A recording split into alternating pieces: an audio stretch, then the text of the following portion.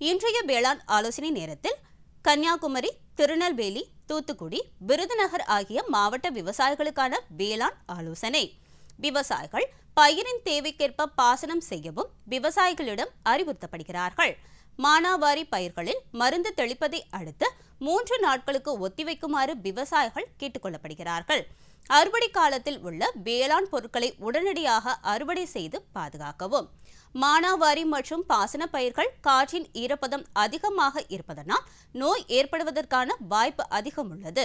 எனவே விவசாயிகள் வயல்களை கண்காணித்து அதற்கேற்ப தகுந்த முன்னேற்பாடுகளை மேற்கொள்ளுமாறு அறிவுறுத்தப்படுகிறார்கள். பயிர் வகைகளில் விளைந்த பயிர்களை உடனடியாக அறுவடை செய்யவும். பூஞ்சைகள் தாக்காதபடி பயிர்களை பாதுகாக்குமாறும் விவசாயிகள் கேட்டுக் கொள்ளப்படுகிறார்கள். பருத்திக்கு அதிக மேகமூட்டம், காற்றின் ஈரப்பதம் ஆகியவற்றால் செர்கோஸ்போரா இலைப்புள்ளி நோய் ஏற்பட வாய்ப்புள்ளது. இதனை கட்டுப்படுத்த 1 ஏக்கருக்கு காப்பர் ஆக்சி குளோரைடு 500 கிராம் தெளிக்குமாறு அறிவுறுத்தப்படுகிறது. மிளகாய் பூக்கும் முதல் காய் வளர்ச்சி பருவத்தில் பகல் வெப்பநிலையினால் இலைப்பெண் தாக்கத்திற்கு சாதகமாக உள்ளது.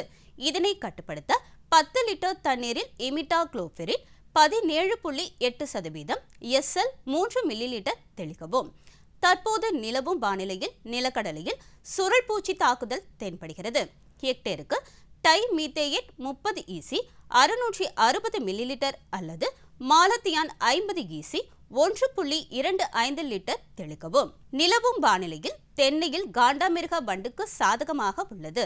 வேப்பம் கொட்டை தூள் மற்றும் மணல் 1:2 என்ற கலவையை மரத்திற்கு 150 கிராம் என்ற அளவில் பயன்படுத்தவும் அல்லது 250 மில்லிலிட்டர் மெட்டாரிஜியம் கல்ச்சர் மற்றும் 750 மில்லியை தண்ணீரை 2 குழிகளில் தெளித்து பூச்சியின் நிலைத்தன்மையை சரிபார்க்கவும்.